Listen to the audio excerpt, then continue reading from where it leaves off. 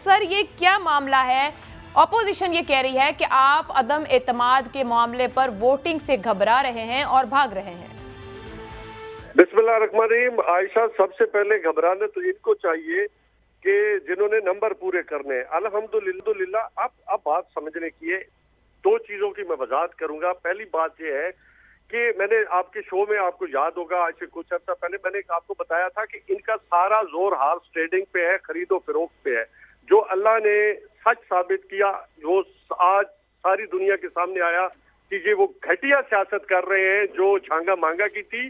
जब मरी के रेस्ट हाउस से जो दोबारा थे, वो आज जो हम वो अल्फाज नहीं इस्तेमाल करते कि सिंध हाउस को अब लोग क्या देख रहे हैं और क्या सोच रहे हैं, वहां पे जो कुछ हुआ वो भी तारीख का एक हिस्सा बन चुका है। दूसरी बात यह है कि हम समझते हैं कि जो पार्टी के टिकट पे इलेक्शन लड़ा है वो पार्टी का पाबंद है, उसका कलेक्टिव वोट है, इंडिविजुअल वोट की हैसियत नहीं है। इसी के लिए हम सुप्रीम कोर्ट के अंदर गए हैं और वहां से हमने तशरीह मांगी है कि आप इसके ऊपर तशरीह कर दें। ठीक हो गया। अब उसके ऊपर अपने रिमार्क्स अदालत भी दे रही है। अदालत कह रही है कि आर्टिकल 95 कहता है कि जी ये वोट जो है वो पार्टी का है। बाकी अब इसके ऊपर देखो फैसला क्या अपना तशरीह क्या आती, क्योंकि इसके ऊपर सुप्रीम कोर्ट ने तशरीह करनी है, ओपिनियन देनी है, जजमेंट नहीं देनी। ये आपके ज़हन में होना। तो नहीं साहब, आप ये कह रहे हैं जब तक अदालत तशरीह नहीं देगी आप ये वोटिंग नहीं करवाएंगे? मैं नहीं सुन लेना। अब बात ये है, एक हमेशा हाउस के अंदर नॉर्म्स है, हाउस का एक डेकोरम है। ये बिला वजह स्पीकर साहब को क्रिटिसिज्म उनके ऊपर करके ये हीरो बनने के अजीब चक्कर में आर्टिकल 6 ये कह रहे हैं। आर्टिकल 6 तो इन पे लगना चाहिए, इन पे इसलिए लगना चाहिए कि 63 एक क्लियर कट वायलेशन कह रही है। और आज बड़े बड़े जो प्रधानमंत्री हैं, इंटेलेक्चुअल्स हैं, वो इनके बारे में अजीबोगरीब तौजीहात दी जा रही है। आज हार्स ट्रेडिंग को जो है उसको जस्टिफाई किया जा रहा है। तो आप मुझे बता दें कि आर्टिकल 6 किस पे लगता है? आर्टिकल 6 के तो ये मुर्तकब हो रहे हैं। हमें बताएं कि हम कहाँ पे हमने हार्स ट्रेडिंग की है। दूसरी बात यह है कि इतनी भी कौन सी काली न्याजी साहब, ऑपोजिशन की हॉर्स ट्रेडिंग के कौन से सबूत हुकूमत ने सामने रखे हैं? सर इल्जाम नहीं ना, कोई सबूत है, आप हुकूमत है तो लेकर आए। मेरी बात सुने। ऐसे सिंध हाउस में कौन सा जमीर, कौन सी मशीन, कौन सा मैकेनिज्म है जो रातों रात इनके जो वो जमीर भी जाग गए और वो उन्होंने तो जिहाद भी देना शुरू कर दी? तो आर्टिकल 6 जमीर तो वही हो सकते हैं जो सेनेट इंतखाब में भी जागे थे कि 65 वाले 35 में पीछे रह जाते हैं, 35 वाले आगे निकल जाते हैं। ऐसा मैंने कहा, मेरी बात सुन ले फिर आप करें, आप सवाल करें। अब बात ये है कि हमने हाउस, देखो स्पीकर साहब ने जो रिमार्क्स दिए हैं, जो रूलिंग दी है कि मैं नेशनल असेंबली को, पार्लियामेंट को एज पर रूल और कॉन्स्टिट्यूशनली मैं जो है रन करूंगा according to the law, according to the rules जो है वो मैं तहरीक अदम एतमाद को लेके चलूंगा। अब हमने इनके एजेंडे को तो नहीं लेके चलना, हमने एजेंडे को लेके चलना है जो कॉन्स्टिट्यूशन ऑफ पाकिस्तान कहता है और उसके मुताबिक चलना है। ठीक है जी। मेरी जो बात है वो, हमारा जो बयानिया वो ये है। इनका बयानिया हमें नहीं पता, इनका बयानिया है लुटो और फुटो। न्याई साहब आप अच्छी बात है, आप आइन की बात कर रहे हैं और स्पीकर साहब भी कह रहे हैं कि वो आइन के मुताबिक चलेंगे। तो फिर ऐसे में सवाल उठता है कि ऑपोजिशन की जानिब से 2 रिक्वेजिशंस 8 मार्च को दी गई थी। एक इजलास बुलाने की थी, एक वोट ऑफ नो कॉन्फिडेंस की थी।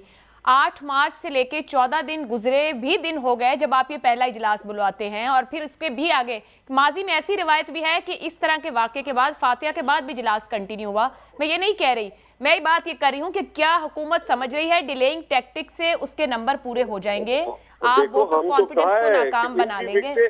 हमने कहा है कि इनकी विकेटें उड़ने वाली हैं। अब आप जो हमारे मुनारिफ जो आपके ख्याल में जो थे वो देखो, अफजल ढांगला साहब वापस आ गए, पहले भी गए नहीं थे। जो खबरें चली वो भी गलत हैं इस वक्त सर। अच्छा, उसके बाद देखिए अभी वो मैंने कहा ना, थोड़ा सा वेट करें। हमें उम्मीद है जिस तरह ये एक दूसरे के वो जो है ना, ये जो भानमती का जो कुंभा है ना, ये एक दूसरे को इतनी गालियां कुछ दिनों में निकाल रहे हैं। अमजद साहब इनको छोड़ दें, इनको छोड़ दें, इनकी बात नहीं करते। इस वक्त आज भी एक इजलास था, आपके बहुत कम मेंबर पार्लियामेंट वहां पहुंचे। पाकिस्तान तहरीक इंसाफ के कितने अरकान मुनहरिफ हैं? बुलाया ही नहीं है ना बाबा, सुन लेना आप। एक तो आपका सवाल आ जाता है, सुन भी लिया करें। बात यह है कि आज नॉर्मल हाउस की कार्रवाई थी। ख्याल जमान साहब एक ऐसा, मैं समझता हूँ कि एक पार्लिमानी हमारा जो भाई था, जिसने एक तारीख रकम की है कि कैंसर के जब वो मरीज था तो तब भी वो खान के काफिले में शरीक रहा और उसने हाथ उठा के साख और सच के लिए खड़ा हुआ।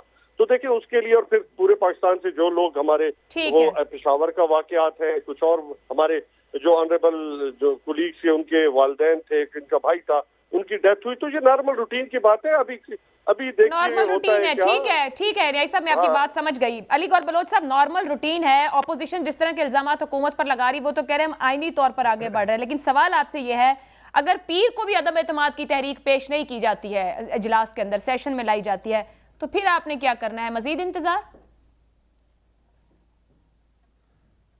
बिस्मिल्लाहिर्रहमानिर्रहीम। देखिए, मैं आपके सवाल का जवाब भी दूंगा और अपने भाई अमजद खान न्याजी को भी रिप्लाई करूंगा। पहली बात तो ये है कि अमजद खान न्याजी साहब अभी बता रहे थे कि सिंध हाउस का हवाला दे रहे थे। बात ये है कि इमरान खान की विकटें जो है ना, वो गिरी नहीं है, इमरान खान की विकटें उड़ गई हैं, और उड़ते उड़ते वो विकेट होती है ना, बॉल ज़ोर से लगे तो वो विकटें टूट भी जाती हैं। इमरान अहमद न्याजी की विकटें टूट टूट कर बिखर रही हैं। एक विकेट उठाते हैं 3 और गिर जाती हैं, तीसरी को उठाते हैं 5 और गिर जाती हैं। आपको याद होगा जब कंटेनर पे खड़े होकर इमरान अहमद न्याजी साहब ऐलान किया करते थे, तो तब कहते थे फलां विकेट गिर गई, फलां विकेट गिर गई।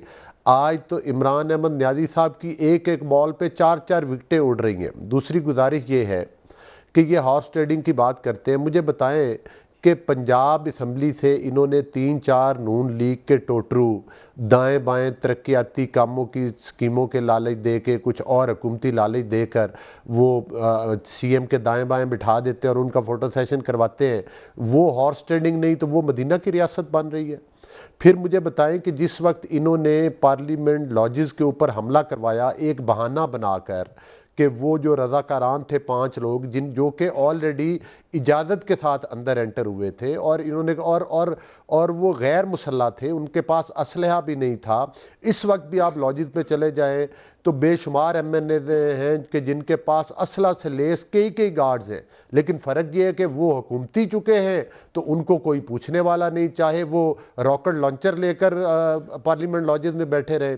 फिर आपने देखा कि किस तरह से चादर और चार दीवारी का तकद्दुस पामाल किया गया, सिर्फ इस हुकूमत को बचाने के लिए और एमएनए को हरासा करने के लिए। फिर जब ये कहते थे, ये तो हमें ललकारते थे, आयशा आपको याद होगा कि ये लेकर क्यों नहीं आते तहरीक अदम एतमाद, लेकर क्यों नहीं आते। मेरे भाई अमजद न्याजी भी बैठकर टॉक शो में बड़ी बढ़के लगाता था। यकीन करें जब हमने तहरीक अदम एतमाद जमा कराई तो तरस आता है इनसे कि अब इनके गुब्बारे से हवा निकल गई है। अब कभी स्पीकर साहब आइन का हवाला 15 दिन का देते हैं, पिछले 2.5 महीने से इन्होंने इजलास नहीं बुलाया कौमी असम्बली का। ये कहते हैं कि उस रुकन के अफसोस की रिवायत है, तो अफसोस की रिवायत थी तो तहरीक अदम एतमाद जमा कराने से पहले इजलास बुला लेते और उसका अफसोस में एक दिन मुलतवी कर लेते। अब भी इन्होंने जो डिले किया है वो आइन की वायलेशन किया है, लेकिन ये मंडे से आगे जाएंगे तो इंशाअल्लाह ताला इनको कानून का रास्ता दिखा देंगे। अब इमरान अहमद न्याजी जितनी मर्जी स्टेज पर खड़े होकर करेंगे क्या कानून का रास्ता दिखाएंगे? आइन का क्या ऑप्शंस हैं इस वक्त आपके पास, या इंतजार ही की ऑप्शन है? ऑप्शन बड़ी सिंपल है, इनके खिलाफ अदम एतमाद करेंगे। सुप्रीम कोर्ट ऑफ पाकिस्तान ने ये बात तो क्लियर हो चुकी है कि करवाएंगे तो आप अदम एतमाद करवाएंगे। अगर वोटिंग स्पीकर साहब डिले करते हैं तो फिर आपने क्या करना है? वोटिंग तो वो आशा बख्श, अगर वो वोटिंग से डिले करेंगे तो फिर हमें वोटिंग करवानी आती है, हमें फिर कवानीन का पता है। ये पाकिस्तान है, ये पाकिस्तान की रियासत है, ये इमरान खान का बनी गाला नहीं है, और ये कोई पीटीआई का दस्तूर नहीं है, ये कोई फॉरेन फंडिंग नहीं है कि अपने दाएं बाएं बैठी एटीएम मशीनों के अकाउंट्स में ये अरबों रुपए डालकर, उसमें भी आपने देख लिया ना कि ये कहते थे कि करप्शन नहीं करनी। भाई आपकी करप्शन तो सरेआम पकड़ी गई, 11 अकाउंट पकड़े गए, करोड़ों अरबों रुपया पाकिस्तान की आवाम का जो बाहर बैठे हमारे पाकिस्तानी दोस्त हैं। बलोच साहब, मंदोखेर साहब ये फरमाइएगा, जैसे ये कह रहे हैं कि हमें पता है कि हमें क्या करना है। मैं अपनी बात को समेटते हुए ये गुजारिश करूंगा कि तहरीक अदम एतमाद आ भी रही है, तहरीक अदम एतमाद जो है वो कामयाब भी होगी और इनके तकरीबन 30 से ज्यादा अरकान हैं। चूंकि इन्होंने वोट चोरी करके हुकूमत बनाई थी, इन्होंने हॉर्स ट्रेडिंग के जरिए हुकूमत बनाई थी, और वो पंजाबी में कहते हैं लीरा का खिद्दू, मतलब है जो टाकियों से बनी हुई गेंद हो, तो जब वो उसको फेंका जाता है तो हर टाकी बिखर जाती है।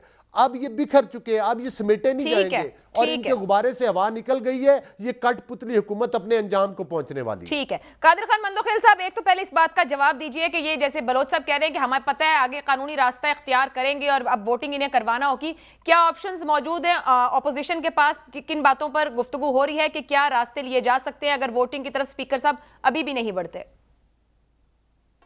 आयशा, पहली बात तो आप खुद भी समझ रहे कि जिस तरह इमरान नियाजी साहब दुआएं मांग रहा था कि अल्लाह का शुक्र है कि अदम एतमाद की तहरीक लाया है, और जिस तरह स्पीकर जो है ना वो बनी गाला का कस्टोडियन बना हुआ है। आपको याद होगा पीपल्स पार्टी के दौर में यूसुफ रजा गिलानी साहब जब वो स्पीकर थे, वो कोई पार्टी इजलास में नहीं जाते थे, न किसी इवन के बीबी शहीद के पास भी नहीं गए। ये कैसे उसका कस्टोडियन है जो बनी गाला का क्लर्क बना हुआ है, आता जाता है सियासी उसके लिए। दूसरा, उसने खुद बयान दिया था कि ये अदम एतमाद का तहरीक आलमी साजिश है। तो आप मुझे बता दें कि जब एक स्पीकर बनी गाला का क्लर्क बन के या इस तरह बयान दे के, तो वो कस्टोडियन कैसे बन सकता है? और फिर मैं कैसे मानूं उस कस्टोडियन को जब पार्लियामेंट लॉजेस में हमला होता है और एमएनए और इनके फैमिली मुझ समेत सिंध हाउस पे हमला होता है, और वो हाउस ऑफ कस्टोडियन जो है ना वो खामोश तमाशे देख रहा हूं, नंबर एक बात। और फिर साथ साथ मुझे बड़ी अफसोस है, मुझे बड़ी हमदर्दी है ख्याल जमान साहब के, उनके फैमिली का जो इंतकाल कर गए हमारे कुलीग थे। तो क्या ये इजलास हमने उसके लिए बुलाया था? हमने तो वोट ऑफ नो कॉन्फिडेंस के लिए मोशन मूव किया था, और वो मोशन नजर हुआ है इनकी दुआ के लिए।